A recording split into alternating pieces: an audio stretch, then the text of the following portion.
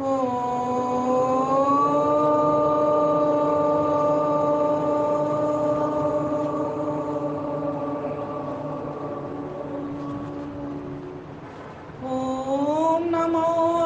नमस्ते अस्तु आयते, नमोऽस्तु परायते, नमस्ते प्राणतिष्ठत आसीनायोतते नमः, आसीनायोतते नमः। बहुत ही सुंदर कार्यक्रम आर्य समाज अशोक विहार फेज 1 का चल रहा है कि अत्यंत हर्ष का विषय है आर्य समाज के तत्वावधान में विश्व पर्यावरण दिवस अशोक विहार की विभिन्न संस्थाओं के सहयोग से मनाया जा रहा है। और इस वर्ष सीनियर सिटीजन एसोसिएशन के नवनिर्वाचित अधिकारियों को वैदिक रीत से अलंकृत भी किया जाएगा।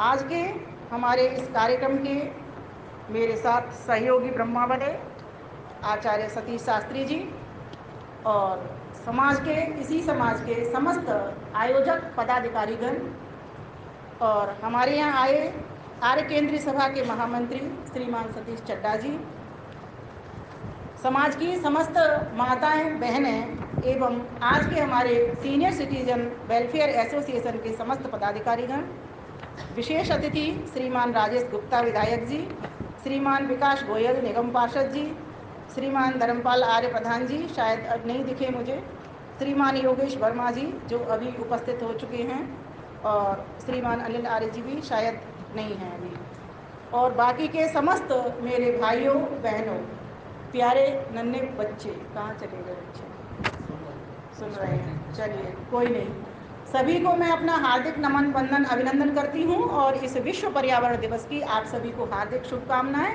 और बधाइयाँ प्रेषित करती हूँ। बहुत ही अच्छा भजन भी बेटी ने गाया, बड़ी ने वसुधा ने, और छोटी बेटी ने भी बहुत ही सुंदर स्पीच दी। मुझे लग रहा है उसमें कारण निवारण सब कुछ बता दिया, मेरे लिए अब कुछ बचा नहीं है। मुझे जो लगा है सुन करके, मैंने उसके एक एक शब्द पर ध्यान दिया है। बच्ची को इतनी तैयारी करवाना, सर्वप्रथम तो मैं अभिभावकों को नमस्कार करती हूँ, उनकी माता जी को नमस्कार करती हूँ, पिताजी को नमस्कार करती हूँ। इस तरह से बच्चों को सुसंस्कृत करना अगर प्रत्येक घर में आ जावे तो ये धरा फिर से महक उठे, पल्लवित पुष्पित हो जाए। इसको हमें करना नहीं पड़ेगा। आज आवश्यकता क्यों पड़ रही है इन सब कामों को करने की, इन संदेशों को पहुँचाने की, चाहे सोशल मीडिया हो, चाहे इस तरीके से समाज में व्यवस्था हो, क्योंकि हमारे घरों में वो शून्यता आ चुकी है। किस प्रकार से हम प्रकृति के साथ व्यवहार करें, किस तरीके से अपने साथ व्यवहार करें, किस प्रकार से बाह्य समाज के लोगों के प्रति व्यवहार करें, किस तरीके से हम ईश्वर के प्रति व्यवहार करें, ये संस्कार हमें हमारे घरों से नहीं मिल रहे तो जाकर के फिर हमको विद्वानों की शरण लेनी पड़ती है, संतों की शरण लेनी पड़ती है। और वैसे ये तो हर काल में होता आया है। हर काल में ब्राह्मण का भी महत्व है, क्षत्रिय का भी महत्व है, वैश्य का भी महत्व है, शूद्र का भी महत्व है। चारों वर्ण तो ये रहेंगे ही, लेकिन आज बहुत महती आवश्यकता है इस ब्राह्मण वर्ग के मार्गदर्शन की, मार्गदर्शन की, क्योंकि हमारे परिवार, समाज, राष्ट्र सभी का आधार मात्र एक ब्राह्मण है। अगर कुशल ब्राह्मण जिस घर के भीतर होंगे, जिस समाज के भीतर होंगे, जिस राष्ट्र के भीतर होंगे, वो परिवार भी उन्नति करेगा, वो समाज भी उन्नति करेगा, वो राष्ट्र भी उन्नति करेगा। प्यारे भाइयों, माताओं, बहनों, आज हम विश्व पर्यावरण दिवस मना रहे हैं। विश्व पर्यावरण दिवस का जैसे कि बेटी कह रही थी, पर्यावरण, आ माने असमानता, वर्ण वर्ण कर लेना, चारों ओर से वर्ण कर लेना। किसको वर्ण कर लेना? तो उसने कहा था हवा को, पानी को, क्योंकि हमारी ये मूलभूत आवश्यकता है। बिना पानी के हम रह नहीं सकते, बिना भोजन के रह नहीं सकते, बिना सांस लिए रह नहीं सकते, बिना वस्त्र पहने रह नहीं सकते, बिना अन्न औषधि अन्न खाए हम रह नहीं सकते। ये हमारी सभी की आवश्यकता है, इससे हमारा जीवन चल रहा है। अगर उन जीवन के चलाने वाले तत्वों के भीतर अगर अशुद्धि आ जाए तो जीवन डगमगा जाता है। अगर वहां पर असंतुलन आ जाए तो जीवन डगमगा जाता है। हमारे शरीर के भीतर, पिंड के भीतर अगर असंतुलन आ जाए वात पित्त कफ का, तो शरीर डगमगा जाता है। हमारे मन बुद्धि के भीतर अगर असंतुलन आ जाए तो मन बुद्धि ठीक से विचार नहीं कर पाती और मन बुद्धि ठीक प्रकार से निर्णय नहीं ले पाती। तो आज हम सभी इस विश्व पर्यावरण दिवस के माध्यम से एक संदेश, एक प्रेरणा पहुंचाने का प्रयास कर रहे हैं कि हम सभी को जितना भी असंतुलन जहाँ जहाँ जिस जिस क्षेत्र में, जिस जिस समाज में, जिस जिस स्थान पर दिखाई दे रहा है, वो असंतुलन को समाप्त करने के लिए हमारी सभी की आहुति सुनिश्चित होनी चाहिए कि मैं किस आश्रम का हूँ, किस वर्ण का हूँ, क्या मेरे भीतर गुण कर्म योग्यता है, विशेषता है, और किस तरीके से मैं अपनी आहुति सुनिश्चित कर सकता हूँ। तो आज का जो इन्होंने टॉपिक दिया हुआ यही टॉपिक है। मैं किस तरीके से इस धरा का पुत्र कहलाऊं, मैं माता का सम्मान कर पाऊं, मैं माता से प्रेम कर पाऊं, मैं माता की भक्ति कर पाऊं, मैं माता के माथे की बिंदी को सजा के रख पाऊं, मैं माता के माथे के सिंदूर पर आंच ना आने दूं, मैं माता की पायलों की खनकार को प्रतिक्षण सुनता रहूं। ये संदेश आज देने के लिए अशोक विहार आर्य समाज ने ये प्रोग्राम हम सभी के समक्ष, हम सभी को जागृत करने, उठाने और प्रेरणा देने के लिए रखा हुआ है। प्यारे भाइयों बहनों, माताओं, हमको उठना पड़ेगा, जागना पड़ेगा और एक एक माता को, एक एक भाई को अपने परिवार के साथ में अपने पड़ोसियों को, अपने मित्रों को, अपने रिश्तेदारों को लेकर के आगे बढ़ना पड़ेगा। तभी जाकर के इस धरा को बचा सकते हैं। बेटी कितना बढ़िया कह रही थी, ओजोन में छेद हो रहा है और आप सभी हम जानते हैं। इसको कौन रोकेगा, इसकी भरपाई कौन करेगा, इसमें पैच कौन लगाएगा? मैं लगाऊंगा। कहने की बात नहीं है, मैं करूंगा। यदि मैं चाहता हूं, अगर मेरे भीतर ये विशेषता है, योग्यता है कि मैं एक पौधा लगा सकूं, तो मैं 4 पड़ोसियों को साथ ले लूंगा, 4 फोटो खींच लूंगा, है ना, उनके साथ उनको भी सुख मिलेगा, मुझे भी मिलेगा। और जो उस हवा से जो प्राण जीवन मिलेगा, जो छाया मिलेगी, पथिक को जो शांति मिलेगी, वो तो आहा हा हा हा हा किसी को भी मिल जाएगी। जो भी उस वृक्ष के नीचे आएगा उसको मिल जाएगी।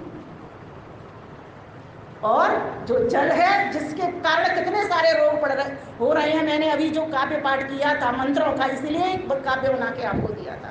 हमको ये समझ आनी चाहिए कि जल में कौन कौन से कीड़े आते हैं, पर्वतों पर कौन कौन से कीड़े होते हैं, घरों के भीतर कौन कौन से कीड़े होते हैं। आज की पीढ़ी को ये नहीं पता चलता, हमारी दादी को पता होता था, वो जानती थी किस तरीके से कौन काटता है, दिखाई देता नहीं, कौन काट जाता है पता लग जाता। 4 भाई में खटमल भी आ जाते हैं। उनकी क्या दवा है? तो कहा सूर्य इनकी एकमात्र दवा है। 4 भाई को बाहर धूप में डाल दो, सारे कीड़े भाग जाएंगे। जब तक व्यक्ति को विवेक नहीं होगा, और विवेक के लिए आप जो शांति मंत्र पढ़ते हो ना, आज चलिए मैं उसी को थोड़ा सा खोल देती हूँ। वो बड़ा लाभकारी मंत्र है। लोग तो उसको समझते हैं कि शांति पाठ हो गया, शांत हो गया, सब काम संपन्न हो गया। नहीं जी, वो शांति मंत्र ही समाप्ति का नहीं है, वो आपके जीवन को प्रारंभ करने का मंत्र है, आपके जीवन में शांति भरने का मंत्र है। कैसे? सुनो इसको, बोलिए मेरे साथ। ओम द्यौ शांतिरंतरिक्षं शांति पृथिवी शांतिराप शांतिरोषधय शांति वनस्पतयः शांति विश्वे देवा शांति ब्रह्म शांति सर्वं शांति शांतिरेव शांति सा मा शांतिरेधि। ओम शांति शांति शांति। इस मंत्र के भीतर कहा गया, यजुर्वेद के 36वें अध्याय में आया है। आप माताएं पढ़ती हैं, वेद स्वाध्याय करती हैं, तो आप देख लेंगे कौन सा प्रकरण है, मुझे पक्का याद नहीं आ रहा। मंत्र संख्या बाकी 36वें अध्याय में मिलेगा ये आपको। इस मंत्र के माध्यम से परमात्मा से कहते हैं, हे सर्वरक्षक प्रभु ओम, हे सुख शांति आनंद प्रदायक ओम, हमारे जीवन को शांतिमय बना दीजिए। अन्न में, औषधियों में, वनस्पतियों में, सूर्य में, चंद्रमा में, लोकांतर में, सब जगह शांति हो। क्या उनमें शांति नहीं है? क्या उनमें शांति नहीं है? कैसे आकलन करते हो, कैसे निर्धारण करते हो कि उनमें शांति नहीं है? वो तो व्यवस्थित होकर चल रहे, कोई किसी से टकरा नहीं रहा। अन्न है, औषधियाँ हैं, वो फल रही हैं, फूल रही हैं, बढ़ रही हैं, उनमें कौन कहता शांति नहीं है? वो तो सभी अपना काम करे जा रही हैं। 10 बातें हैं इसमें, उन 10 तत्वों के भीतर शांति है। जड़ पदार्थ हैं जो, उनमें तो वैसे ही शांति है, वो तो अपने आप कुछ कर नहीं सकते। जड़ कौन है? जो अपने आप ना बन सके ना बिगड़ सके, वो जड़ है। तो ये पूरी प्रकृति माता जड़ है, इसका कोई करता है, और वो कभी करता कौन है? वो निमित्त कारण परमात्मा है। और किसके लिए ये बना रहा है इस पूरी प्रकृति से इस संसार को? हम जीवात्माओं के लिए। किसके लिए? प्रयोग करने के लिए। तो हम जीवों का क्या कर्तव्य बनता है? हम जीव उस देखें हमारी औषधियों में, वनस्पतियों में जो फुलावट थी, जो बढ़त थी, है ना, क्या वो अब उतनी पैदावार उसकी हो पा रही है?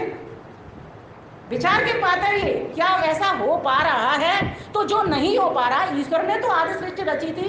कल एक आशा बहन ने वीडियो भेजा था, उसमें प्रकृति अपने आप बढ़ रही है ऐसे दिखाई दे रहा है। बड़ा सुंदर वीडियो था और मैंने 4 बार नहीं 5 बार देखा उसको। मैं उसमें खो गई कि ऐसे ही ईश्वर ने सृष्टि को पृथ्वी में से फाड़ फाड़ करके पेड़ पौधे बनाए और हमको 25-25 वर्ष का युवा करके इस पृथ्वी के ऊपर खड़ा कर दिया। असंभव सी बात लगती है, हमारी बुद्धि वहां तक पहुंचती नहीं। ये समाधि की अवस्था में हमको प्राप्त होती है ऐसी बात। तो ऋषि मुनियों ने दी हमको बात पहुंचाई। तो मंत्र क्या कहता है? मंत्र कहता है ओम द्यौ शांति, द्यू लोक में शांति हो। नहीं, मंत्र कहता है द्यू लोक तो शांति युक्त है भैया, तू मत घबरा।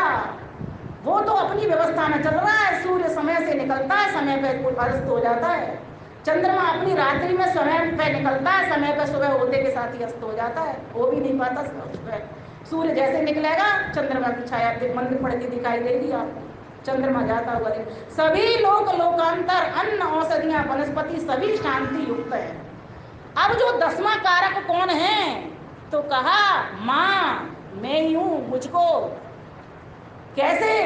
हे प्रभु सा आप मेरे भीतर शांति कीजिए, क्योंकि व्यक्ति ही है इनका दोहन करता है, इनका शोषण करता है। केमिकल की खाद किसने मिलाई? क्या अपने आप मिला ली वनस्पतियों ने, औषधियों ने? नहीं ना। किसने मिलाई? इस मनुष्य ने मिलाई।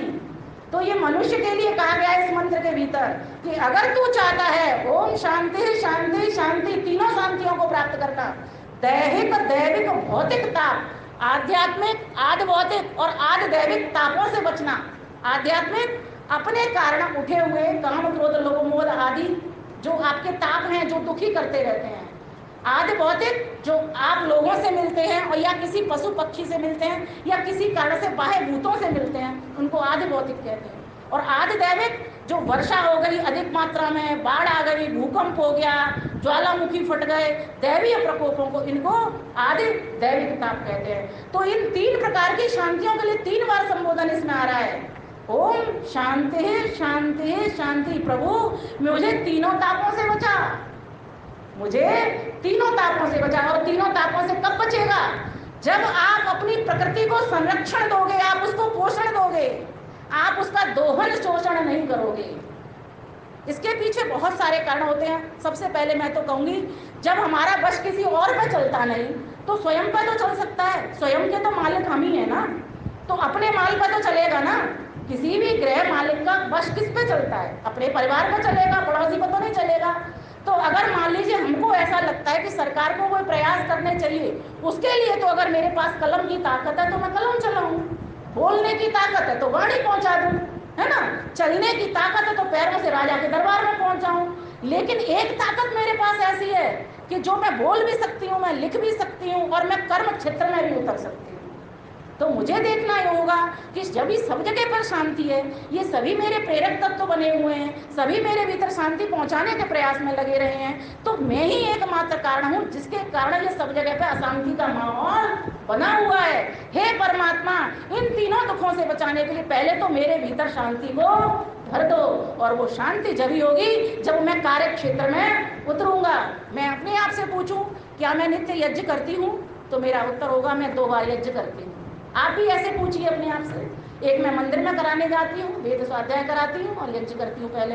एक मैं अपने घर में यज्ञ करती हूँ और वेद स्वाध्याय करती हूँ।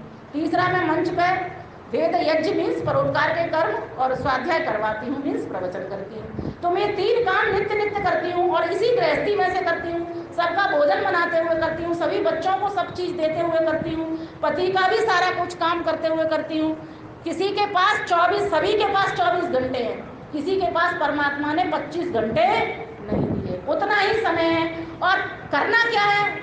प्रकृति के संतुलन के लिए पहले अपने आप की जीवन की दिनचर्या को संतुलित करना हम सीखें। जिस दिन हमको ये संतुलन और व्यवस्था में चलना आ जाएगा जाएगा ना, उस दिन हमारा परिवार भी संतुष्ट होगा, सुखी होगा, आनंदित होगा, हमारा समाज भी होगा, हमारा राष्ट्र भी होगा, और पूरा विश्व तृणवंत विश्व हमारे में होकर के महक उठेगा। बस करना क्या होगा, अपने को वेदों से जोड़े। पहला शब्द मेरे साथ सभी दोहराएंगे, स्वयं को वेदों से जोड़े। बोलिए, वेदों से जोड़े। जब तक व्यक्ति को ज्ञान नहीं होगा शुद्ध, तब तक वो कर्म में उतर ही नहीं सकता। कर्म करेगा उल्टे सीधे करेगा, शुद्ध कर्म नहीं करेगा। जब मुझे ये समझ है कि इस व्हाट्सएप से ये लाभ होता है, तभी तो मैं इसको चला पाती हूँ। जब मुझे इसकी समझ ही नहीं होगी तो मैं कैसे चलाऊंगी? औरों का मुंह ताकूंगी, औरों का मुंह ताकूंगी तो मेरा सारा ही समय निकल जाएगा व्यर्थ में, है ना।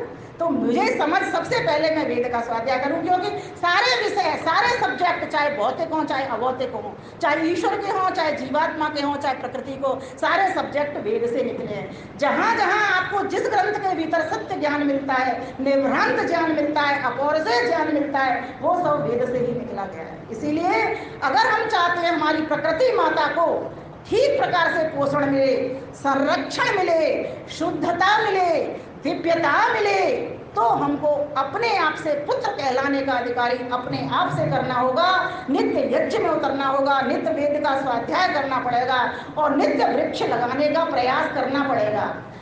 हमारे जन्मदिन आते हैं, शादी की एनिवर्सरीज आती हैं, वैवाहिक वर्षगांठ। संकल्प लें, मैं जन्मदिन को एक वृक्ष लगा करके। आपको मैं एक और बात बताती हूँ, हम यज्ञ करते हैं, संविधा कहाँ से आती है?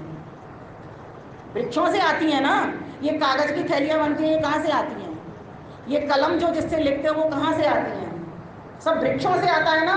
बहुत सारी चीजें ऐसी होती हैं जो वृक्षों से ही बनती हैं। तो आप ये देखिए, हमने यज्ञ तो कर लिया, लेकिन जो समिधा आई वो वृक्ष से आया, वृक्ष लगाया नहीं, तो कल को हमको ये यज्ञ करने के लिए मौका भी हमारे हाथ से चला जाएगा। इसीलिए हम इस बात को भी ध्यान दें, यज्ञ करें, समिधा लाएं। आज हमको क्यों वृक्ष काटने पड़ रहे हैं?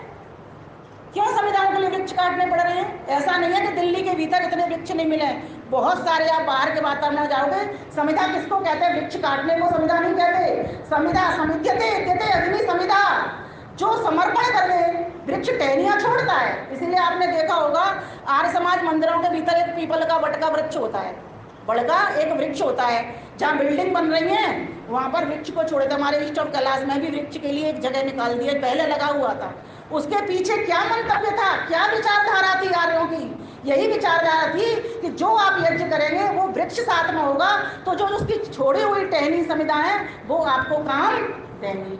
आज वो वृक्ष हमको नदारद मिल रहे हैं। नहीं, जगह जगह जब वृक्ष हमारे पास होंगे तो खूब सारी हमारे पास समिधा होंगी, और समिधाओं से खूब प्रभुत मात्रा में हम यज्ञों को करेंगे। तो हम सभी वृक्ष लगाएं और यज्ञ रचाएं। कुछ पंक्तियों के साथ मैं अपनी वाणी को विराम दूंगी, समय की सीमा रहती है यहाँ पर। पर्यावरण बचाएं, पर्यावरण बचाएं, बोलो पर्यावरण बचाएं, पर्यावरण बचाएं। यज्ञ से जग महकाएं, यज्ञ से जग महकाएं। वृक्ष से धरा सजाएं, वृक्ष से धरा सजाएं। मानव ही कर सकता है ये कार्य मनन बुद्धि पूर्वक, मानव ही कर सकता है ये कार्य मनन बुद्धि पूर्वक। किंतु इसी ने करी गंदगी सब जीवों में सर्वाधिक, किंतु इसी ने करी गंदगी सब जीवों में सर्वाधिक। मनन चिंतन में लाए, धरा को स्वच्छ बनाए, मनन चिंतन में लाए, धरा को स्वच्छ बनाए। पर्यावरण बचाए, पर्यावरण बचाए। सबसे बड़ा दिखे जो कारण, जनसंख्या पर नहीं नियंत्रण। कोठियों हेतु काट दिए जंगल, बहु मोटर गाड़ी कारखाने कल। गंगा माता को बचाएं, पुत्र का धर्म निभाएं। गंगा माता को बचाएं, पुत्र का धर्म निभाएं। पर्यावरण बचाएं, यज्ञ से जग में गाएं।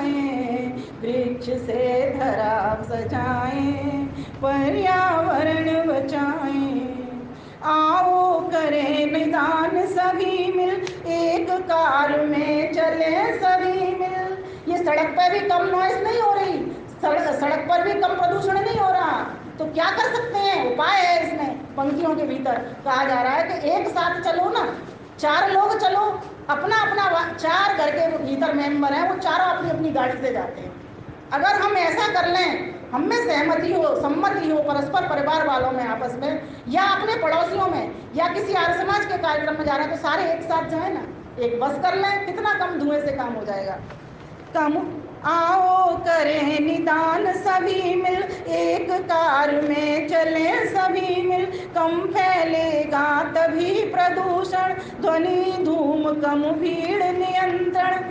खुली सड़क हो गमन आगमन, बुद्धि पर ब्रेक लगाएं, मनुज की टेक निभाएं। बुद्धि पर ब्रेक लगाएं, मनुज की टेक निभाएं।